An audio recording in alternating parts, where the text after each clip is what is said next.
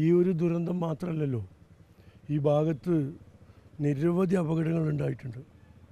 വിലപ്പെട്ട മനുഷ്യജീവന് ഒരുപാട് നഷ്ടപ്പെട്ടിട്ടുണ്ട്. അതിലേറെ നാശനഷ്ടങ്ങളും ഉണ്ടായിട്ടുണ്ട്. എന്നിട്ടും ഈ നിങ്ങൾ പറഞ്ഞ പോലുള്ള നിരവധി കംപ്ലൈൻറ്റുകൾ, പരാതികൾ, നിർദ്ദേശങ്ങൾ ഈ പ്രദേശത്തുള്ള എല്ലാ വിഭാഗം ജനങ്ങളും നൽകിയിട്ടുണ്ട്. ഇതൊക്കെ ഉത്തരവാദപ്പെട്ടവരുടെ ബധിര കർണപുടങ്ങളിലേക്കാണ് ചെന്നെത്തിയത്. ശ്രദ്ധിക്കുന്നില്ല. ജനങ്ങളുടെ ജീവൻ നഷ്ടപ്പെടുന്നതിനെക്കുറിച്ച് ഒരു ബോധവുമില്ല. ഇപ്പോൾ നമ്മൾ പ്രിയപ്പെട്ട 4 കുഞ്ഞ് അനുജത്തിമാരാണ് നഷ്ടപ്പെട്ടത്.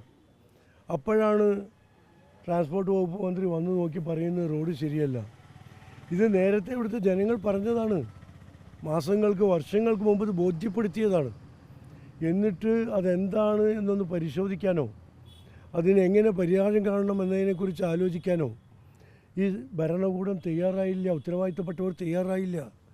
PWD ഡിപ്പാർട്ട്മെൻറ്റ്, നാഷണൽ ഹൈവേ ഇവരൊക്കെ ഇതിൽ വലിയ ഗുരുതരമായ കുറ്റകരമായ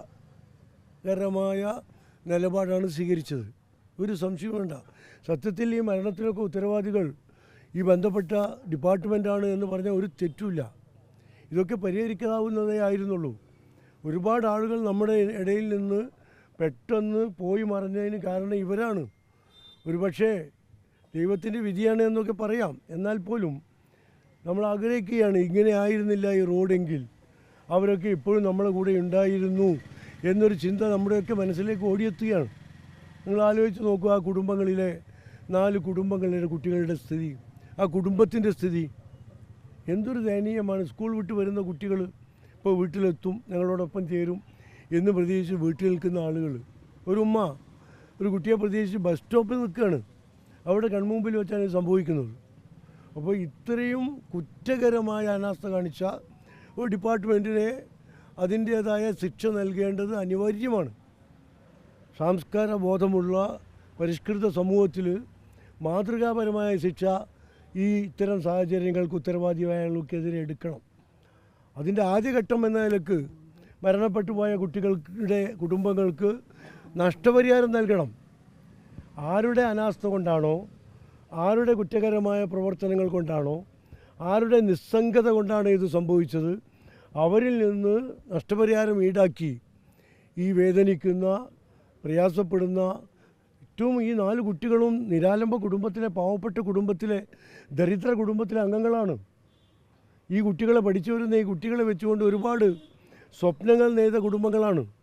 അതുകൊണ്ട് തന്നെ കുടുംബങ്ങൾക്ക് ആവശ്യമായ നഷ്ടപരിഹാരം, മതിയായ നഷ്ടപരിഹാരം ഗവൺമെൻറ് നൽകേണ്ടതുണ്ട്. അതിനുവേണ്ടിയുള്ള ശ്രമങ്ങൾ ഞങ്ങളുടെ പാർട്ടി സ്വീകരിക്കും എന്നുകൂടി അവർ പറയുകയാണ്.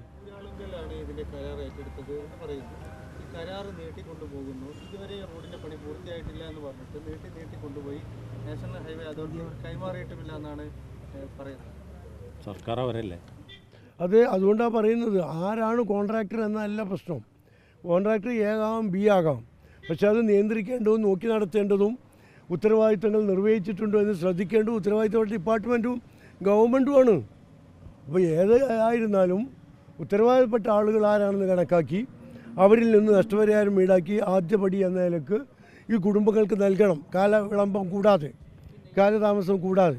ഒരു കുട്ടിയുടെ ഒരു പരിതാപകരമായ ഒരു അവസ്ഥയാണ്. അവർക്ക് വാടക വീടാണ്. അങ്ങനെ എന്തെങ്കിലും പാർട്ടി തലത്തിൽ എന്തെങ്കിലും നടപടികൾ എന്തെങ്കിലും എടുക്കണം? തീർച്ചയായും അത് പാർട്ടി ആലോചിക്കും. പക്ഷേ ഉത്തരവാദിത്തപ്പെട്ടവരിൽ നിന്ന് നഷ്ടപരിഹാരം വാങ്ങിക്കൊടുക്കലാണ് ആദ്യത്തെ ഞങ്ങളുടെ ഉത്തരവാദിത്വം.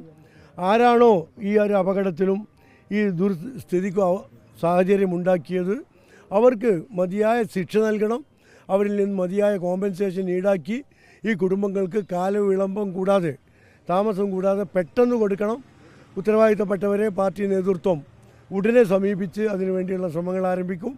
ഗവൺമെൻറ് ഉദാസീന നിലപാട് ഈ റോഡിൻ്റെ കാര്യത്തിൽ കാണിച്ച പോലെയുള്ള നിസ്സംഗമായ, ജനങ്ങളോട് യാതൊരു പ്രതിബദ്ധതയില്ലാത്ത ഈ നിലപാട് തുടരുകയാണെങ്കിൽ ജനകീയ പ്രക്ഷോഭത്തിന് മുസ്ലിം ലീഗും UDF നേതൃത്വം നൽകും. ഇതിനൊക്കെ പുറമെയുള്ള ഒരു സംഭവമാണ് ഇപ്പോൾ ഒരു വിവാദം നടക്കുന്നുണ്ട്. കോഴിക്കോട് കേന്ദ്രീകരിച്ചൊരു വ്യായാമ പരിശീലനം നെക്സ്റ്റ് 7 എന്ന് പറഞ്ഞത് ഈ സമയത്ത് നമുക്ക് ചർച്ച ചെയ്യേണ്ട ഒരു സംഭവമല്ലല്ലോ. നമ്മളെല്ലാം 1300 വിദ്യാർത്ഥികൾ സ്കൂളിൽ നിന്ന് വന്ന് ഇറങ്ങുന്ന ബസ് സ്റ്റോപ്പാണ്. അവിടെയാണ് ഈ സംഭവം. നമ്മൾ സംസ്ഥാന സെക്രട്ടറി അതിൽ പിന്നെ ഇടപെട്ടതാണ്, അവിടെ പോയി കണ്ടതാണ്. അതൊക്കെയാണ് ഇപ്പോൾ വിഷയം. അല്ലാതെ ഇപ്പോൾ വ്യായാമത്തിൻ്റെ കാര്യം അത് നമുക്ക് പറയാം, സമയമുണ്ടല്ലോ, ഇനിയും കാണാം, കാണൽ അവസാനിക്കുന്നില്ലല്ലോ. അതൊരു വിവാദമായി